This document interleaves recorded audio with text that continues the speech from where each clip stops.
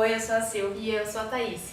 E esse é o Spill the Beans. Vocês estão assistindo Game of Thrones? Entendendo? No momento da gravação desse vídeo, a gente ainda não. Então a gente não sabe se tá bom ou se tá uma bosta, igual foi o anterior.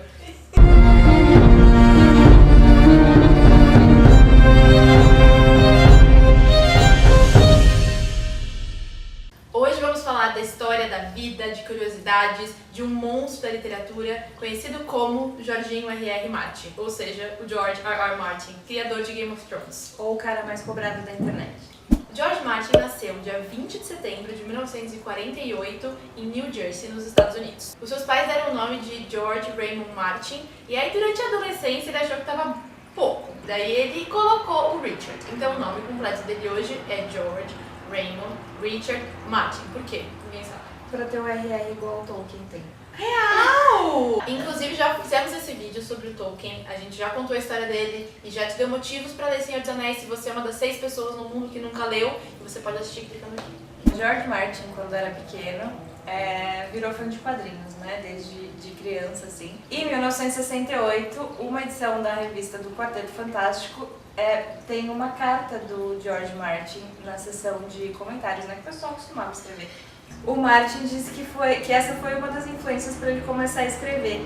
E a gente consegue encontrar algumas coisas nas histórias dele que vieram dos quadrinhos. Por exemplo, ele cita a família que não é de sangue, que é aquela que você constrói na vida. Então você pega os Vingadores, são um grupo que se uniu por um objetivo comum, assim como o Night's Watch, que cuida lá da muralha. Nos X-Men são pessoas deslocadas, rola o preconceito, etc. E você vê a importância que o Tyrion tem em Game of Thrones, ou o Jon Snow tem também, que ele é um bastardo. Então a gente percebe essas influências bem claramente, assim. E o George Martin já comentou em várias entrevistas que a família dele era muito humilde quando ele era pequeno e que ele teve uma infância muito simples, que eles não viajavam, então os amiguinhos dele iam todos pra praia, iam pra algumas pra Nova York, iam pra vários lugares e ele nunca ia pra lugar nenhum. E foi aí que surgiu o interesse pela literatura, por livros e por histórias de fantasia, porque daí ele realmente podia viajar pra qualquer outro lugar. E quando ele tinha mais ou menos 13 anos, ele começou a ler Senhor dos Anéis. E foi aí que o mundo abriu pra ele, assim, foi uma diferença. Ele olhava e falava como é possível ter tanto detalhe e uma pessoa conseguir criar um mundo dentro desse mundo que a gente vive, sabe? Então ele ficou muito impressionado e também foi uma outra influência que o tio Tolkien não sabia que teria, que seria porque o George Martin mata tantos personagens, que já foi perguntado 1000 vezes. E o que acontece é que, se você não sabe, aí vai um spoiler. O Gandalf morre. E aí, Jorginho, com 13 anos, ficou muito impressionado com esse fato. E ele pensou, que porra é essa? Você cria um cara foda pra caralho, e daí você mata ele. E onde vive? Do que se alimenta? Um escritor que mata o seu personagem principal. Que daí virou ele depois. Em 1970, ele se formou em jornalismo pela Universidade de Northwestern, em Illinois, nos Estados Unidos. E o início da carreira dele não foi nada fácil, cara. Se você estiver aí nos seus 20 e pouquinhos, acabou de se formar, entendeu? Brace yourself. Ele teve uma história que foi rejeitada por muitas revistas, 42 vezes. Mas e nesse começo de carreira, agora ele escreve muito mais fantasia mesmo, mas no começo ele costumava escrever mais ficção científica. E ele chegou a trabalhar como roteirista em 2 séries conhecidas. Além da Imaginação, a versão dos anos 80, que foi a segunda versão da série, já estamos na 4ª. E a versão de A Bela e a Fera, que é aqui, a Fera é o Ron Perlman e é ambientado em Nova York nos anos 80. A Bela é uma mulher de negócios, assim, é uma versão fresca da Bela e a Fera. Mas ele ficava bem chateado porque muita coisa que ele escrevia acabava não indo pra tela, né? Ficava só no papel mesmo, então era um pouco frustrante, né? E na década de 90 foi quando ele começou a escrever A Guerra dos Tronos, que foi o que deixou ele mais famoso mesmo. Vamos falar umas curiosidades desse homem. Então, ele é um cara acumulador. Ele não joga nada fora. Na casa dele não joga nada fora e na cabeça dele não joga nada fora. Então, o que acontece? Ele escreve um conto, ou ele escreve um texto, ou ele escreve alguma coisa. E aí ele pôs um plot twist legal, ou ele criou um nome interessante, ou ele criou um personagem interessante, ele guarda isso pra ele usar depois. Então, ele dá uma reciclada às vezes nas próprias coisas, sabe? Como a gente pode ver no conto Uma Canção para Lia, que ele escreveu em 1974, E os nomes dos personagens principais são Robb e Lyanna, que a gente viu de novo em Game of Thrones. Que é o Robb e a Lyanna. No caso. E por esse conto ele ganhou um prêmio de melhor conto em 1974. Ele disse numa entrevista que os seus livros, as suas histórias, elas têm que refletir o mundo real. Então até uma história com dragões e com magia, ela tem que refletir o mundo que a gente vive. Por isso que tem a galera puxando o tapete dos outros, por isso que tem gente muito avarenta, por isso que tem gente buscando muito poder o tempo inteiro e matando por isso e, enfim, estragando famílias e vidas por causa disso, por causa de dinheiro e de poder, que é o que ele vê no mundo real. Então ele não consegue separar as duas coisas. Então George Martin nunca vai escrever um conto infantil, ele só vai escrever sobre o que ele vê no mundo real. Infelizmente o mundo real é feio. Então, voltando no George Martin ser o cara mais cobrado das internets, ele explicou uma coisa, que existem dois tipos de escritor. Existe o escritor arquiteto e o jardineiro. O escritor arquiteto é aquele que planeja tudo que vai acontecer na história. Então, ele tem o passo a passo de tudo. É como se fosse um arquiteto. Então, que ele vai, antes de você construir uma casa, você tem a planta dessa casa. Toda ela desenhada, você sabe onde vai ter porta, onde vai ter janela, qual vai ser a argamassa que você vai usar, qual vai ser o tipo de fiação que você vai usar. Tudo você sabe. E aí, depois que você tem todo esse plano traçado, você começa a escrever o livro. E existem os escritores jardineiros. Planta aquela semente e você não sabe se ela vai crescer naquele ambiente que você colocou, se ela não vai crescer, se ela vai juntar com outra planta e vai virar outra coisa, quanto tempo ela vai levar para crescer, quantos ramos ela vai ter, se ela vai ter flores, se ela vai ter frutos, você não sabe. Você simplesmente começa a escrever e aí a coisa vai desenrolando. Jorginho é um escritor jardineiro. Então, não adianta apressar, porque ele precisa ver aonde a história vai. Ele precisa escrever um lado de um personagem para depois voltar para o outro personagem para conseguir entrelaçar as histórias. Então, ele precisa de tempo.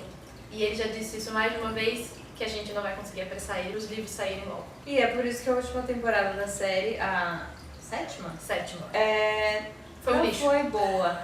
Porque, enfim, os livros acabaram e aí a série começou a ser escrita baseada em nada. Ou, não sei que ele se... falou. No que ele falou, exato. Então, o que ele faz é, ao invés de levar uma pessoa de um ponto ao outro simplesmente, se uma pessoa vai de um ponto ao outro, tudo ao redor dela se move para levá-la àquilo. Pode-se dizer que é um efeito borboleta? Pode. E na série isso não acontece, né? Na série um dia um personagem tá em um lugar, no dia seguinte ele tá em outro continente, sendo que, né... Levou 6 temporadas pra chegar. Às vezes, A Daenerys levou 6 temporadas pra chegar onde ela tá. Como é possível? Exato. Não, e o Então espaço foi- de tempo é curto, porque os White Walkers já estão cruzando o negócio, então não tem como. Exato. E então ficou um pouco frustrante, né? E por isso Não, que nem parece que a gente tá incomodada. Que isso? A história fofinha é que Game of Thrones começou como o reino das tartarugas. Porque quando criança, o George Martin tinha tartarugas e elas moravam num castelo. E aí, observando que algumas morriam, ele começou a pensar que umas estavam matando as outras para conseguir chegar ao trono. Porque, né, se você mora num castelo, você é um cavaleiro, você é um rei. Então havia toda essa trama entre as tartarugas para elas chegarem ao máximo poder. Então foi meio que daí que veio a história. Essa podia ser a história infantil. Você nunca assistiu a série, você só leu os livros e precisa de alguns motivos pra te convencer? Então vamos lá. É uma série muito bem feita, foi investido muito dinheiro, então foi construído todo mundo pra tela, né? Mesmo como se fosse... se usa efeitos de filmes, assim, de cinema. Não é uma produção que você costuma ver na TV com frequência. Exato. Né? E você realmente sente que você tá em outro lugar. Porque tem línguas diferentes, tem as pessoas de cada lugar, então elas têm os seus próprios costumes, têm as suas próprias coisas, têm as histórias antigas. Então não é uma coisa assim que tá acontecendo agora e você mais ou menos não consegue saber, sabe? Você sente assistindo que tem uma história muito grande nos lugares e tem uma sequência assim primorosa na série, sabe? Sim. É muito bem feito. Os atores são todos, ninguém é da Malhação, entendeu? Sempre gente muito boa, que, muita gente começou no Game of Thrones e explodiu Então, muito, muitos né? eram desconhecidos. Né? Então tem atores mirins, né? A Arya, a Sansa, tipo, todo mundo pequena, né? E é uma série muito legal. Se você gosta de Tolkien, Harry Potter, essas coisas você vai gostar. É uma série muito legal. Agora, os livros. Bom, normalmente livro é melhor do que a adaptação, seja para o cinema ou para TV. Tirando Dobra no Tempo, isso não é melhor de jeito nenhum. Se você quiser assistir, clicando aqui. Então, por mais que sim, a série seja muito boa, os livros são bem superiores. Tem muita coisa nos livros que não estão na série. Não tem nem como, tá, eu acho. Senão ia ser 20 episódios por temporada. No mínimo. Por livro, Então vale muito a pena por isso, pra ver o que não passou pra lá.